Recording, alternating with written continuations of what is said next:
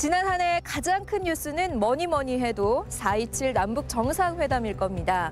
이 남북 정상회담을 시작으로 한반도에는 평화의 기운이 감돌고 있는데요. 지난 한 해가 씨를 뿌리고 물을 준 한 해였다면 올 한 해는 그 씨앗을 잘 가꿔서 꽃을 피워야 하는 아주 중요한 시기일 겁니다. 전라북도의 과거와 현재를 돌아봄으로써 새로운 천년을 준비하는 신년 특집 2019 희망을 묻다. 오늘은 그 세 번째 순서로 정세현 한반도 평화포럼 이사장을 모시고 한반도 평화시대의 전북의 역할을 주제로 이야기 나눠봅니다.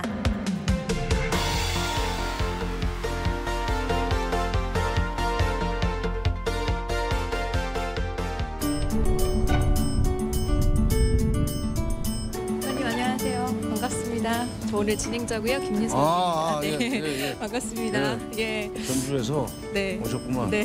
좋지 뭐 바람 쐬고. 예. 덕분에 국회도 와보네요, 저희가. 네. 아, 못 와봤어요? 네, 처음 와봤어요. 출신했네. 네. 국회에는 어쩐 일로 오신 거예요? 오늘 네. 더불어민주당에 네. 여기 뭐 통일 자문회의라는 게 있는데 정책 자문회의. 그 회의가 이제 금년도 첫 회의가 오늘 열렸어요. 요즘 정말 바쁘게 지내고 계시죠? 어떻게 지내세요? 집에서 밥을 먹을 수 있는 게 아마 한 끼 정도입니다. 장관 시절보다도 더 바쁘게 지내고 계신 거 아니에요? 그러진 않아요. 네. 장관 시절보다 바쁘지는 않은데 네. 원광대학 총장 시절보다는 바쁜 것 같아요. 아, 그래요? 네. 네. 하여튼 하루에 뭐 강연 또는 회의, 뭐 세미나 뭐 이런 것들이 오전 오후로 막 연달아 있고 하루에 뭐 3개씩 있는 날도 있으니까. 근데 거절을 하지 못하는 관계에 있는 사람들의 요청에 때문에 가는 수도 있지만 꼭 가서 이야기를 해야 될 필요가 있어서 가는 경우가 더 많습니다. 그러다 보니까 내가 지금 나이에 어울리지 않게 바쁘게 살고 있어요. 오늘도 인터뷰 요청에 응해주셔서 너무 감사드려요. 무슨 청주 MBC에서 하자면 안 해. 네. 전주 MBC니까 내가 그냥 꼼짝 못하고 하는 거지. 네.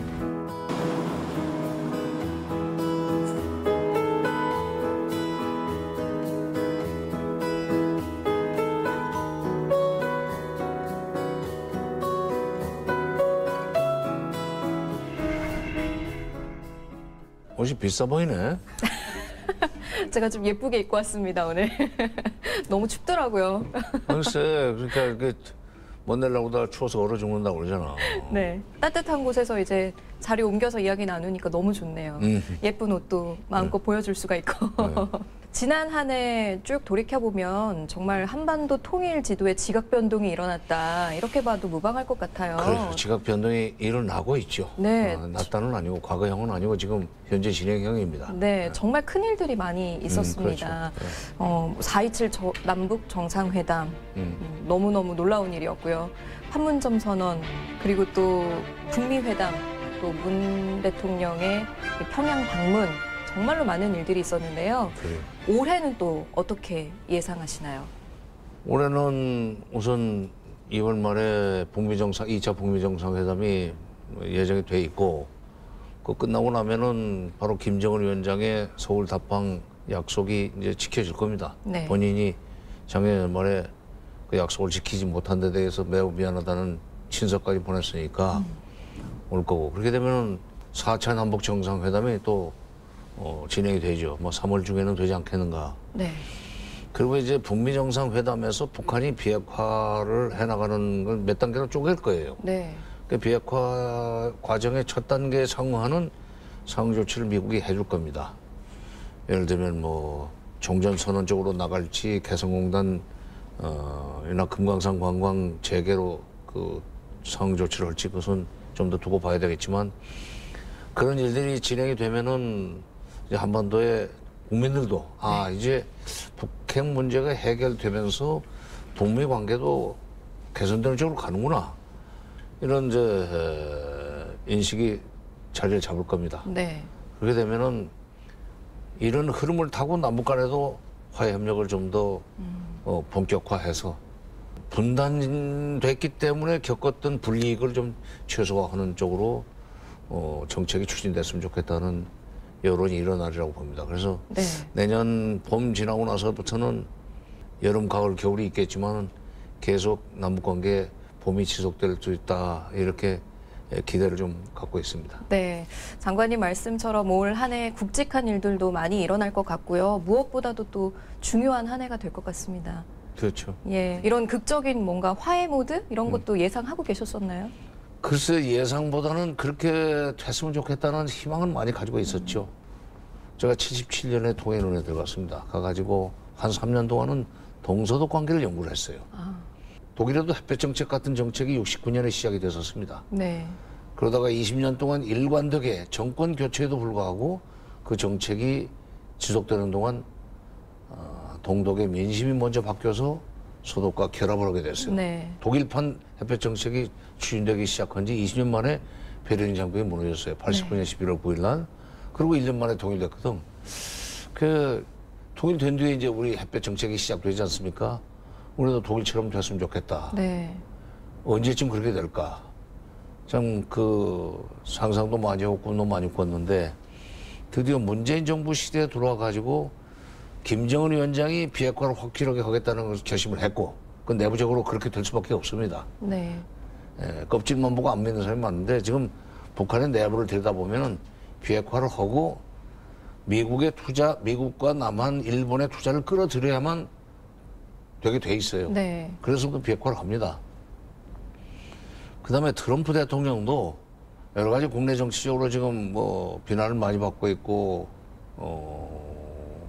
위기에 몰릴 경우도 있지만 트럼프 대통령도 이 비핵화 문제 이걸 확실하게 해결함으로써 재선이 되고 싶은 사람이에요. 네, 그러니까 경제를 위해서 비핵화를 하겠다는 사람과 김정은 위원장. 네, 그다음에 자기의 정치적 입지 강화를 위해서 북한이 요구하는 걸 들어주고라도 비핵화를 시키겠다는 트럼프 대통령. 네, 이 양쪽에 지금 그런 사람, 그런 지도자를 좌청룡 우백호처럼 거느리고 있는 게 지금 남쪽 대통령 문재인 대통령인데 그런 점에서는 분단 국가의 대통령으로서 문재인 대통령이 운이 참 좋은 분이에요. 네, 물론 지금 문재인 대통령이 막 취임해서 만든 조건은 아닙니다. 이게 그동안 지속해온 일이겠죠. 그동안에 예. 쭉 그 햇볕 정책이 적어도 김대중 노무현 정부 10년 동안은 네, 지속적으로 유지되다가 이명박 박근혜 정부 9년 동안 스톱이 됐었잖아요. 네, 그러니까 과거에 10년 동안 했던 이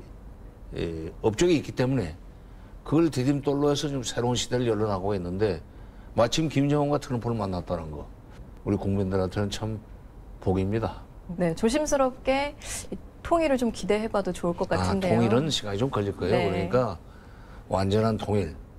말하자면 국호도 한계가 되고 정부도 한계가 되고 이런 걸 이제 우리 대개 통일이라고 생각하는데 그런 통일은 시간이 좀 많이 걸릴 겁니다. 네, 시간이 좀 앞으로도 한 10년 내지 15년은 걸려야 완전한 통일까지 가지 않겠는가. 네. 그러나 그 전이라도 남북이 서로 불편 없이 왕래할 수 있고 서로가 도울 수 있고 도와줄 수 있고 그 과정에서 서로가 군사적으로 적대할 필요가 없는 상황만 된다면 네, 그러면 국민들로서는 완전한 통일은 좀 나중에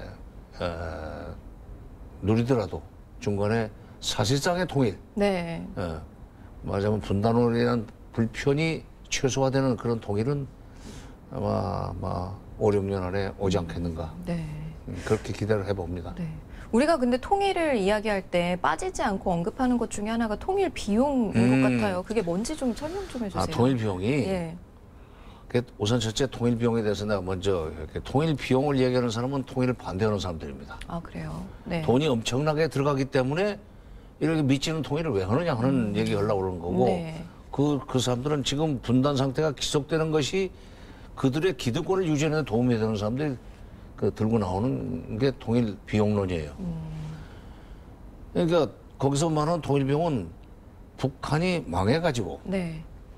우리가 모든 것을 책임져야만 되는 상황을 전제로 하고 통일 비용을 계산을 해요. 근데 지금 북한이 망할 리가 없어요.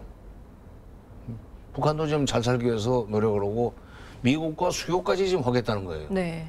미국과 수교까지 하게 되면은 미국 돈으로도 일본 돈으로도 또는 중국의 돈으로 북한 경제가 돌아갈 겁니다. 아, 북한이 절대로 와서 그냥 우리 먹고 살 길이 없으니까 솥단지 싸들고 와가지고 몇개 살리라는 거 이렇게 매달리려고 생각하고 하는 얘기가 통일비용론인데 네. 그럴 일 없어요. 그러니까 우리는 지금 통일비용 타령이라고 앉았고 뭐 북한 지금 곧 망할지 모른다는 헛꿈을 꾸면서 또 비핵화도 안 될지 모른다 해가지고 방해하다가 막상 미국 간의 관계가 개선이 되면은 미국 자본이 먼저 들어갈 겁니다. 트럼프 대통령도 얘기를 했어요. 네.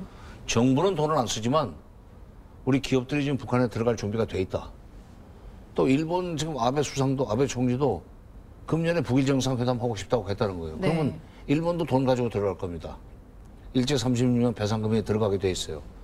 그 일본 돈 들어가고 미국 돈 들어가면은 북한 경제가 미국화되고 일본화되면은 그건 우리 거 아니에요. 통일병은 걱정할 필요가 없고, 그러니까 북한이 다 알아서 먹고 살게 돼 있어요. 네. 알아서 먹고 살게 돼 있는 그 조건을 우리가 만들어주면 통일로 가는 거지만 네. 미국이 그렇게 도와주거나 일본이 도와주도록 하고 중국이 북한 경제를 중국화시키면은 그건 통일과 거리가 멀어진다니까. 네. 그러니까 그것을 먼저 걱정을 해야 돼요. 서독은 동독에 1년에 20년 동안 총 1,044억 도이치마르크 달러로 환산했을 때 약 580억 달러를 일방적으로 퍼줬습니다. 네. 매년 29억 달러씩 줬어요. 네. 그러더니 동독의 민심이 서쪽으로 넘어오더라고. 그리고 동독은 자발적으로 말하자면 서독의 체제를 선택을 했어요. 그 돈을 들이고도 그 독일 통일됐기 때문에 독일은 유럽에서 최고 부자가 됐습니다. 네. 그전엔 영국, 프랑스, 미치였었지. 더 놀라운 것은 통일된 뒤에 동독 지역의 주민들의 GDP가 1인당 소득이 불란서보다 높아요. 그러면 통일이라는 것이 얼마나 많은 경제적 이득을 가져오는가. 네. 퍼주기라는 이 분단 이데올로기에 홀려가지고 대북 지원 중단하고 있으면 미국이 들어가고 일본이 들어가고 중국이 들어가면은 북한 경제와 남북 간의 경제적인 연계 관계가 없어지기 때문에 그러면 통일은 못 해요. 그럼 남북이 이제 평화롭게 종국에는 이제 통일까지 가려면 남북이 경제 협력을 해야 하는 건 그렇지, 맞네요. 바로 그거예요. 네. 그러니까 남북 간의 경제 협력이 심화돼가지고 경제 공동체를 만들어야만 됩니다, 먼저. 네. 그러니까 경제 공동체라는 얘기는 남쪽의 자본과 기술, 그리고 북쪽의 공장 부지와 노동력, 이것이 결합이 돼가지고 우리 기업들이, 중소기업들이 가서 북한에 가서 돈을 벌고 북한은 거기서 기술 배우고 인건비 벌고 네. 그 자기 경제 일으키는 그런 식으로 밀접하게 연결이 되면 그게 경제 공동체입니다. 네. 그 경제 공동체가 되면은 사회문화적으로도 이제 하나가 돼요. 네. 패션이 우선 지금 이미 같아졌어요, 남북이. 예. 그러다 보면 나중에 최종적으로 정치 공동체가 되는데 그 정치 공동체가 통일입니다. 아. 예. 그러니까 경제 공동체, 사회문화 공동체, 정치 공동체 이 순서를 받게 돼 있는데 지금 퍼주기라는 그 분단 이데올로기에 홀려가지고 대북 지원 같은 거 화해 협력을 방해하면은 네. 경제 공동체를 못 만들어요. 그리고 남북 경제 공동체가 아니라 북중 경제 공동체, 북미 경제 공동체가 돼버렸어요. 뭐 아무것도 아니에요, 우리는. 그렇죠. 이걸 조심해야 돼요. 네. 퍼주기보다는 경제 협력, 경제 공동체라고 생각하면서 그렇죠. 지내야 되겠네요. 네. 김정은 위원장이 신년사에서 금강산 관광 재개하겠다 뭐 이런 의지를 보였는데 어떻게 보세요? 금강산 다시 갈 수 있을까요? 뭐 금년 중에 갈 수 있으라고 봐요. 이번에 그 북미 정상회담에서 그게 결론이 날 겁니다. 그 신년사 그 대목을 들으면서 가만히 있어봐라. 저게 지금 북미 간에 꾸준히 그동안에 물밑 접촉한 것을 알고 있었는데 네. 북미 간에 정상회담이 열리면은 그거는 우리가 먼저 풀어주겠다 하는 일종의 그 언지를 줬기 때문에 대가나 조건 없이라는 말로 생색을 좀 냈지. 근데 그거는 이제 아까 내가 비핵화 도망을 쳐서 단계적으로 할 거라고 그랬는데 1단계 비핵화에 대한 상응 조치로서 그걸 풀어주지 않겠는가. 그래서 금년 중에는 아마 금강산 갈 수 있을 거고 지금 뭐 저쪽에 중국이나 그 동남아 쪽으로 나가 있던 인건비 싼 인건비를 찾아서 그쪽으로 가 있던 사람들이 전부 다 개성으로 다시 들어오게 될 거예요. 그래 되면은 득이 좋고 매부 좋고지. 네. 예, 그래 되면서 그러니까 그 개성공단과 같은 그런 식의 남북 경제 협력. 네. 이게 경제 공동체의 모델이에요, 사실은. 그거 이제 금년도에 가동이 되길 거고. 그 전라북도 이야기를 좀 하고 싶은데요. 사실 그 개성공단에 나가 있는 전북의 업체들도 꽤 많은 걸로 알고 많이 있어요. 있어요. 예, 예, 예. 전북 출신 기업인들이 가지고 있는 중소기업들이 개성공단에 제법 들어가 있었어요. 네. 예. 그래서 하루빨리 이 재개되기를 바라고 있을 텐데 아까도 재가동이 될 거다라고 말씀을 하셨지만 저희가 어떤 노력들을 해야 좀 빨리 재가동이 될 수 있을까요? 우선 지금 뭐 제주도는 일찍부터 감구 일본에게 운동으로 화해협력, 남북 화해협력의 일선에서 노력을 했고 네. 서울시도 지금 남북협력기금을 만들어 놓고 지금 협력 사업을 하겠다고 오랫동안 준비를 해왔었습니다. 경기도도 하고. 근데 전라북도는 그 남북협력기금에 대한 개념이 없지 않나 하는 생각이 들어요.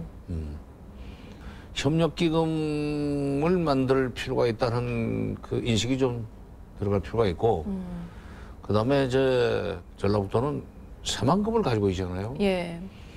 지금 문재인 정부가 추진하려고 하는 한반도 신경제 지도라는 게 환서해 경제벨트. 네네. 이게 목포에서 시작해가지고 쭉 서해안 따라서 신의주까지 가는 그 철길과 무슨 뭐 도로 이런 걸 다 주변에 공업지대가 이제 있으니까 그렇게 해서 중국의 연영성과 하북성, 산동성까지도 한국 서해를 중심으로 해서 같은 경제권으로 만들려고 하는 구상을 가지고 있습니다. 네. 그다음에 또 부산에서 시작해가지고 해안을 따라서 원산, 함흥, 나진, 선봉해가지고 네. 러시아로 올라가는 그 철길과 도로를 따라서 환동해 경제벨트, 네. 일본의 서북부 지방도 포함을 시키는 그런 경제벨트를 구성을 해가지고 DMZ 경제벨트로 연결시키는 애취자형의 경제공동체 구상이에요, 바로 그게. 네. 근데 지금 전라북도로서는 새만금을 중심으로 해서 환서해 벨트의 중심이 돼야 됩니다. 네. 응? 될 수 있게 돼 있어요. 근데 별로 그런 데 관심이 없는 것 같아요. 새만금 개발 안 해준다는 섭섭함이 있지. 정부가 빨리 안 해준다. 그거 87년인가 9년에 시작한 거거든, 사실은. 지금 딱 금년에 30년입니다. 근데 정부가 지금 거기에 투자를 안 하는 측면도 있지만 전라북도 도민들이 참 불처럼 일어나가지고 이거 빨리 하자. 더구나 환서해 경제벨트에서는 새만금이 중심이 돼야 된다. 그렇죠. 예, 이렇게 해가지고 좀 그 노력을 하고 저희 하늘도 스스로 돕는 자를 돕는다고 했는데 전라북도도 남북경제협력기금 같은 것을 좀 액수의 그 많고 적음에 관계없이 그런 저 생각도 좀 하고 시 단위로 하는 데도 있습니다. 또 시 단위로 북쪽의 어떤 저 도시와 자매 결혼을 한다든지 이렇게 해가지고 남북 경제 공동체를 만드는데 전라북도가 앞장설 수 있는 좀 조건이랄까 네. 기반을 좀 구축해 나갈 필요가 있을 것 같습니다. 네. 지금 환서해 경제벨트에서 새만금이 중심이 될 수 있게 돼 있어요. 네. 네. 그럼 새만금을 먼저 개발시키. 그러니까 정부에다가 가서 때를 써야지. 그 국회의원 많이 놔뒀는데 뭘 해요 지금? 어? 맞습니다. 국회의원들이 지금 몇 명이 전라북도가. 자기 동네로만 끌어가려고 하지 말고 지금 환서해 경제벨트 그걸 통해서 우리가 남북 경제 공동체를 만드는데 중심 역할을 좀 해야 되겠다. 네. 이렇게 좀 치고 나가야지. 네. 그럼 남북 경제 협력 기금도 마련하고 또 뭐 열심히 해서 새만금도 개발시키고 그래서 환서해 경제 벨트에 전라북도가 중심이 된다면 그렇죠. 그 좋은 조건이 있는데. 예. 미래의 전북의 위상도 좀 많이 달라지겠죠? 그러게요. 예. 그러니까 나는 전북 출신으로서 좀 왜냐면 서울 중앙이라고 그러는데 중앙에 와서 이렇게 투쟁하는 그 강도를 보면 다른 시도하고는 좀 달라요. 너무 점잖아. 양반의 도시라고 그런가 봐요. 글쎄 양반의 도시라서 그런지 모르지만 네, 양반이 밥 먹여주나? 맞습니다. 좀 전투적으로 했으면 좋겠어요. 그래서 뭐 DNA가 바로 그렇게 고쳐지진 않겠지만은 네. 좀 투쟁적으로 좀 더 많은 노력을 해야 되지 않을까 싶은데요. 전라북도가 가진 자산이라고 하면 뭐 새만금도 있겠지만 농업이나 뭐 축산업 이런 것도 빼놓을 수 없을 것 같아요. 그렇죠. 실제로 지난 2007년에는 양돈 기술을 북에 전달하기도 했는데요. 식량 재배 기술을 북에 전달해주고 또 북의 값싼 인력을 저희가 이용한다든지 뭐 우리가 가진 자산을 좀 활용할 수 있는 길은 없을까요? 아니요, 어차피 전라북도는 농도죠. 예. 농도인데 농도기 때문에 농업 부문에서 남북 협력을 하는데 또 선봉장 역할을 할 수도 있죠. 그러니까 그 북쪽에 농업을 그 진흥하는 데서 식량 문제라든지 이런 거 관련해 가지고 전라북도가 적극적으로 발붙고 나서면은 남북 농업 협력에 있어서 또 그 견인차 역할을 할 수 있을 겁니다. 근데 이제 저기도 재래식 그 이 식량 증산보다는 이제 스마트팜 네. 이쪽으로 관심이 많아요. 그 북쪽에서 김정은 집권 이후에 지역 단위 경제 특구를 22개를 지정을 해놓았는데 네. 거기 보면 이 첨단 농업 쪽에 누가 좀 들어와서 투자를 해줬으면 좋겠다 하는 생각을 가지고 있는 경제 특구도 있어요. 그러니까 재래식으로 쌀농사 짓는 거, 뭐 작물 재배 이런 것만 생각하지 말고 전통적인 그건 말고 스마트팜 쪽으로도 기술을 좀 개발하고 또 그런 인력을 키워서 그러니까 이제 그 전라북도에 있는 대학들이 종합대학이 전북대학, 원광대학, 원광대, 네. 두 개가 있죠. 근데 그런데 좀 도에서 투자를 하고 중앙에서 끌어들여가지고 원래 옛날에 전북대 농대나 뭐 원광대 농대 같은 데는 농도기 때문에 상당히 경쟁력이 있었어요. 근데 그런 데다 좀 투자를 해가지고 북쪽이 필요로 하는 뭐 소위 신농업 기술 네. 이걸 제공할 수 있는 준비를 좀 할 필요가 있죠. 네. 금방 돼요. 그건 사실은 뭐 이미 다른 데다 하고 있으니까 그런 쪽으로 하면은 경쟁력을 갖출 수 있으리라고 봅니다. 네. 장관님께서는 2010년에 원광대학교 총장도 지내셨잖아요. 10년부터 14년 말까지 4년을 나 그때 예. 참 고생 많이 했어요. 학생들의 어떤 뭐 교육 문제나 진로 문제에 대해서도 참 고민 많이 하셨을 것 같아요. 근데 앞으로 이 통일 시대에 젊은이들.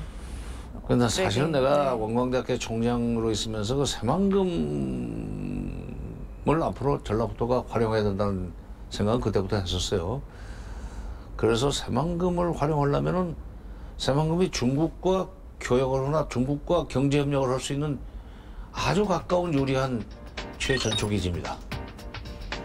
그런 점에서 이 중국 특성화 대학을 만들어 보겠다고 해가지고 네. 원광대학교를 중국 전문가를 키워내는 학교를 만들겠다고 해서 한중관계연구원도 만들고 중국정으로부터 그 공자학당을 유치하는 그런 것도 직접 제가 가서 중국 교육부고 협상을 해서 받아왔는데 거기에 대해서 별로 그렇게 그 뒤에 활발하게 활동을 못하는 것 같아서 좀 그 답답한 측면이 답답합니다. 마음이. 이제라도 지금 문재인 정부 들어서서 환서의 경제 벨트 때문에 새만금이 전라북도의 소위 이 경제적 위상을 높일 수 있는 전진기지가 될 수 있다는 것을 좀 인식을 하고 기왕에 그 전라북도에 있는 대학들도 중국 연구를 좀 할 필요가 있다. 중국 전문가를 길러낼 필요가 있다. 네. 네. 그거는 내가 꼭 좀 이 프로를 통해서 네. 우리 도민들한테 부탁드리고 싶은 겁니다. 그건 도에서 또는 시에서 또는 대학에서 그걸 하려고 하더라도 여론이 뒷받침을 해줘야 돼요. 저것은 쓸데없는 짓 하는 거 아니냐. 우리가 무슨, 내가 그때 그 한중관계연구원 만든다고 그러니까 그 나라에서 할 일을 무슨 우리 대학에서 한다고 그러냐 하는 식의 그 비판의 목소리가 있더군요. 네. 근데 이게 대학이 해야 될 일이 있고 그다음에 지방이 해야 될 일이 또 있습니다. 네. 경상북도나 경상남도가 할 수 없는 일을 하자는 거거든 지금. 그렇죠. 응? 경상북도나 경상남도, 부산시, 대구시가 할 수 없는 일을 지리적인 이점을 가지고 하자는 건데 뭐 그 나라에서 할 일이지 왜 우리가 하느냐는 식으로 얘기를 해서 좀 아쉽긴 했었는데 지금이라도 뭐 전북대학에도 중국 전문가 키우는 프로그램 만들고 원광대학은 좀 더 그 기왕에 있는 걸 좀 활성화시키고 도민들이 좀 도와주면은 될 수 있죠. 그렇게 되면은 그 전라북도가 지금 뭐 17개 시도 중에서도 도세가 상당히 빈약한데 네. 지금 남북 경제 협력 시대, 그다음에 환서해 경제 벨트를 이용해서 한중 경제 협력 시대를 이끌어 나가는 그런 선봉장이 되면은 경제적 위상이 뭐 현저하게 올라갈 겁니다. 네. 중요한 것은 경제 아닙니까? 그렇죠. 네. 많은 젊은이들 또 도민들이 좀 새겨 들었으면 좋겠네요. 그래서 새만금이 마침 그 30년째 이러고 있는데 이거를 저기 토대로 해서 우리가 한번 좀 치고 올라가자. 네. 이런 좀 각오가 필요하다고 생각합니다. 네. 분명히 저희가 좀 풀어나가야 할 숙제들이 있는 것 같습니다. 네. 한반도 평화 통일을 좀 꿈꾸는 마음으로 올 한 해를 좀 보내야 할 것 같은데요. 장관님 새해 소망이나 계획 있으시면 말씀해 주시죠. 황금돼지에 진짜 그 황금돼지를 집에 한 마리씩 좀 기르고 싶으시면 남북 경제 협력과 환서의 경제 벨트가 남의 일이 아니다. 네. 내일이다. 그리고 거기서 우리가 도약을 할 수 있다. 이런 인식이 필요하다고 생각합니다. 네. 오늘 한반도 뭐 평화 시대 이야기 좀 나눠봤습니다. 예, 오늘 뭐 좋은 말씀 너무 많이 해주셨는데요. 앞으로 이 평화 시대에 또 전라북도가 나아가야 할 길, 또 우리가 해야 하는 역할 등에 대해서 좀 지혜로운 말씀 해주셔서 너무 감사드립니다. 네, 좋은 말씀 감사합니다. 좀 우리 전라북도도 좀 악바리처럼 됐으면 좋겠어요. 너무 순해. 네. 넣든지 자르든지 마음대로 하시고. 너무 순해. 네, 오늘 좋은 말씀 해주셔서 감사드립니다.